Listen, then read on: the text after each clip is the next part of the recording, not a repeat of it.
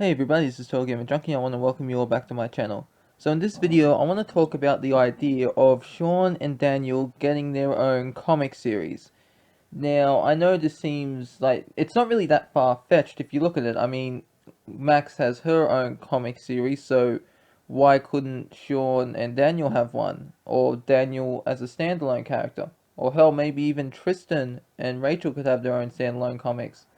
I'm just saying, like, I want to talk about this, and I want to go over my theories about it.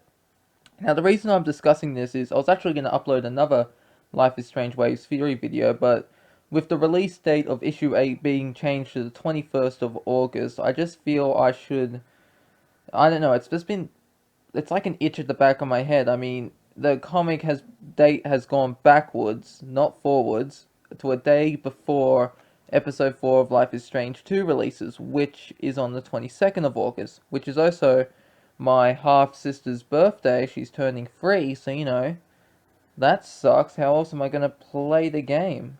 I remember when I believe it was episode 4 of The Walking Dead, the final season, came out March 26th, and that was my mom's birthday. So, I could only really upload one episode, and I hated that.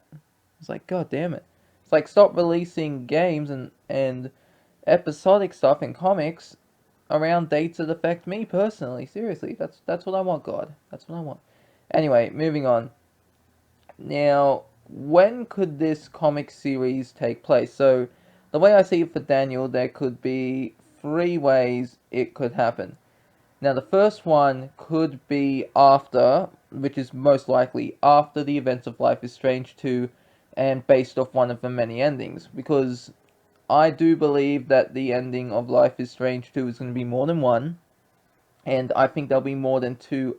Like, what I mean is, like, I believe there'll be more than just one ending. The endings will vary much differently than they did in Life is Strange 1, because I know a lot of people were like, okay, sacrifice Chloe or sacrifice Arcadia Bay. If we go back and if we sacrifice Arcadia Bay, then everyone dies. If we if we sacrifice Chloe, then it's like our choices didn't matter at all. In a way, technically it does, because you're rewinding time, so none of the events you went through happen that way. But another way we could have it is it could be a different scenario. Maybe Daniel got his powers in a different way, and he ends up meeting Max, for example. Because I've read this theory. This someone posted this theory a while ago, a few days ago actually, or it might have been a week or two ago. I forget. So it's been a while. But anyways, this person said that they think what Max will have a kind of quantum leap experience where she'll basically jumping between realities to help other people out who have powers basically. Now that would be very interesting because the way I see it, Max's powers only if there's only one timeline and Max's powers affect that timeline. It's not like it's not like every time she rewinds, she's creating another reality. But I guess in a way she could be if we go back to episode 5, right before Max makes the final decision. She's in the diner and she sees a bunch of people from Arcadia Bay, friends, enemies, and she meets another Max. And this Max is like, I wouldn't say she's evil Max, but she's like, I guess we could call her bitch Max, for example, or Bitchfield, short for Caulfield.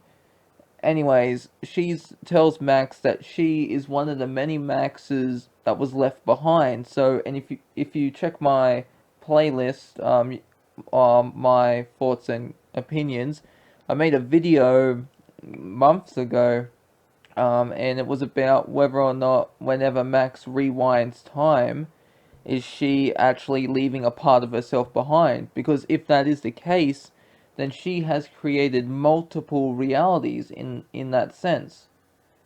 But I think it would be pretty cool to find out, to find out what happens after Sean and Daniel's adventures in Life is Strange 2 is over. Because I know, like, a lot of people, including myself, wanted the story of Max and Chloe to continue, or just Max's story in general, if you chose to sacrifice her to save Arcadia Bay.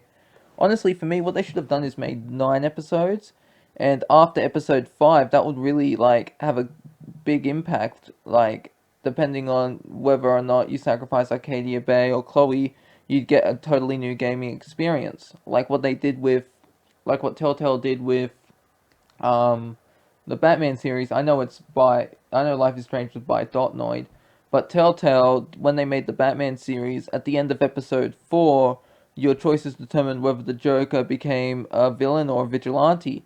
And I'd have to say at least 70 to 80% of episode 5 was completely different depending on what you got. And really, that should be that should be what we have in Life is Strange games, or just episodic games in general. There should be a way like where we don't have to go down a singular path. Like, how awesome would it have been in The Walking Dead season 2, where when the New Frontier came out, like, well, not the New Frontier, but if they made a season 3, we'd get entirely different playthrough depending on what we did in each in each ending. Like, what ending we got? What did we stay at Wellington with Kenny?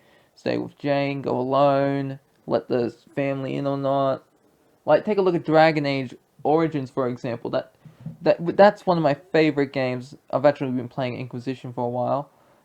Anyways, with Origins, depending on where you start, you get a little section. Like, you have your own origin story, and it's completely different.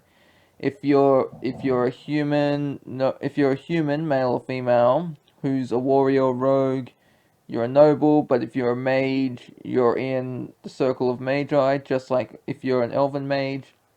But like for the elves, they got 3 distinct playthroughs. You can be a city elf, a mage elf, or a Dalish elf. Just like with dwarves, you can have a dwarven commoner or a dwarven noble, and these endings really affect everything. Well, not those endings, but those beginnings affect how the story and ending plays out.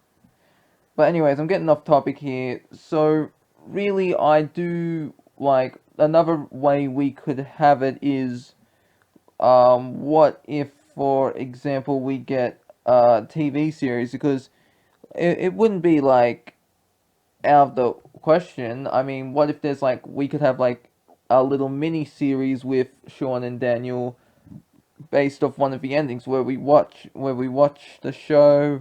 The same thing could happen with Max and Chloe. That'd be pretty sweet, in my opinion. I'd love to see that. But ultimately, that won't work. That would just suck. Yeah, so anyways, that's really all I wanted to talk about in this theory video. I'm sorry if it's not too detailed, and I just came up with it on the spot because I wanted to talk about whether or not Sean and Daniel could have their own comic or game or TV series or whatever. Anyways, I hope you all enjoyed the video, and I'll be uploading another Life is Strange theory video about the current comic tomorrow. This is TotalGamerJunkie, signing off.